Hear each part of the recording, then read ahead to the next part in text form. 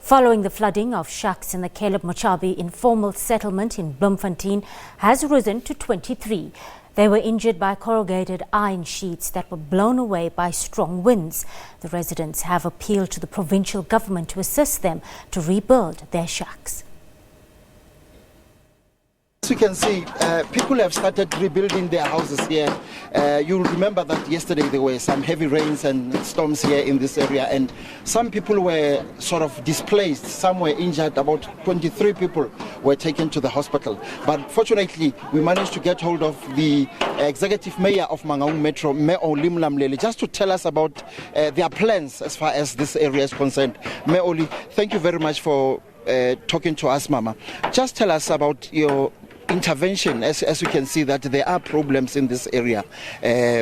Floods yesterday, heavy rains, and some people were displaced. We've just heard that one person has died. What are the plans, Mama? Oh, thank you very much for having me. It is so unfortunate that we are in this situation, but as we all know that when it comes a disaster, we don't know what will happen, who will be affected and so forth. But I just want to inform the nation that when it happened, but I had to make a decision that I drop everything to come and be with the citizens in this time of disaster. What we have done already, we have already assembled the provincial. They've already started, and then at the moment, even other stakeholders, they are already here. They are providing food. You can see there is ShopRite, the Red Cross is here, a disaster is here, Mangaung disaster is here, SABC is here, even SNDF, the soldiers are here as well to come and assist. I'm here with the MEC to make sure that we see what is happening. And then we are here also with our disaster, the HOD and the city manager here to see what we can do. But what is important and urgent as we are talking, as you know that there are people that are already in hospital, there are people that need to be relocated, especially mothers and young women and children. Those are the immediate people that we have to relocate. We have already relocated most of them to Paradise Hall.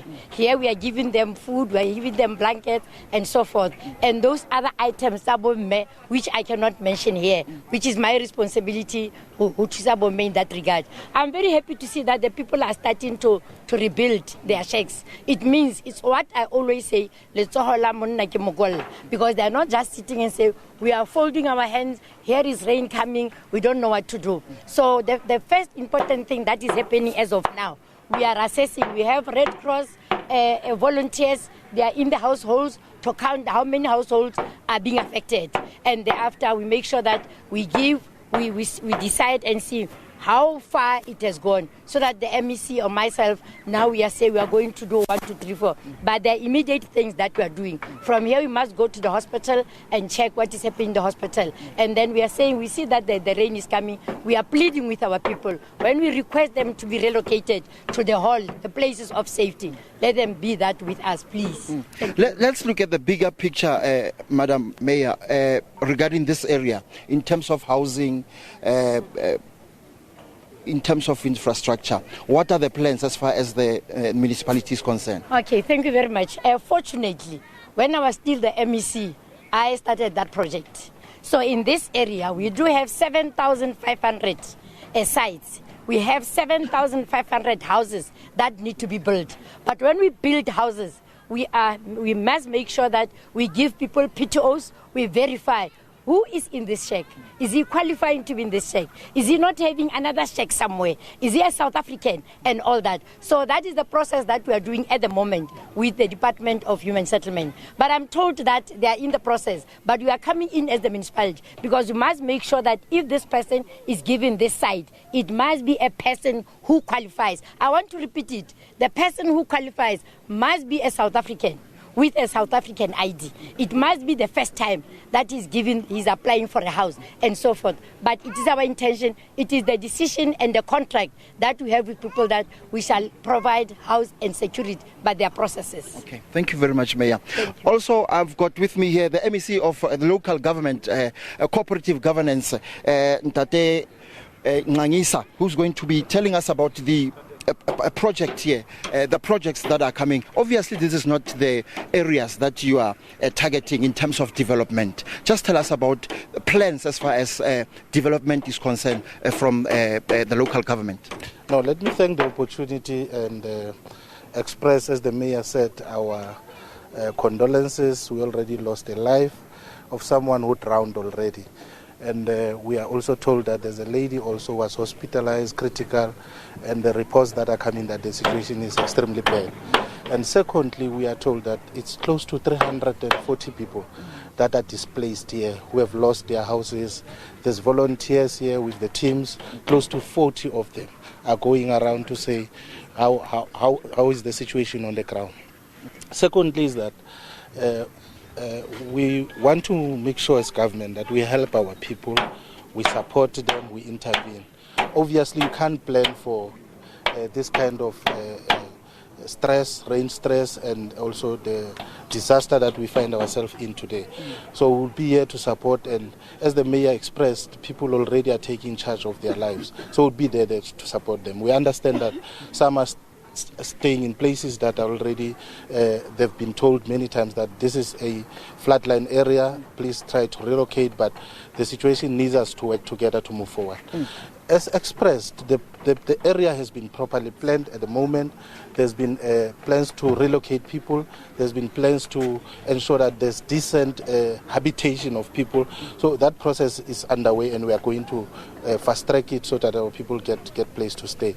Our request would be that at all times people must work closely with government, because most of the time people decide to stay in places that are very dangerous, and in situations like this it becomes very stressful for them. Okay, MEC, we hear that you talk about the plans.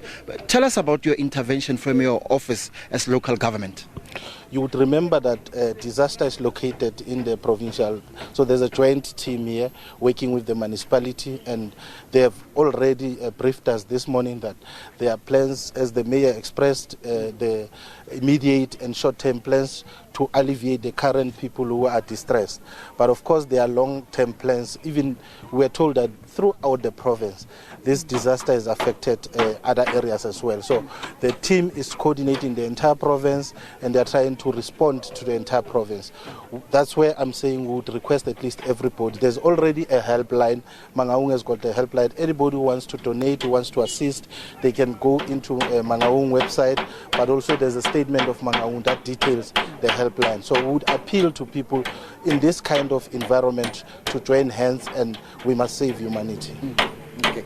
MEC, let's talk about the issue of, there's an issue of people who are occupying land illegally. How do you deal with such a problem as local government? Because it's a problem. It's one of these problem of people who are occupying the land illegally.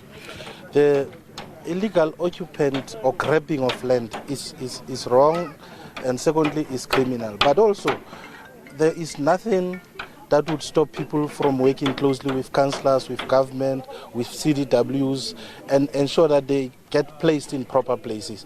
It is true our people deserve land, they deserve places to stay, and the government is there to help them. So there's no reason for people to occupy land. That's why we encounter such disasters, is because people occupy land where it is not meant for habitation of people, and we come to this situation. So we would always encourage people to work with us and get allocated to land. Most of the time, people who grab land are not legal in the country.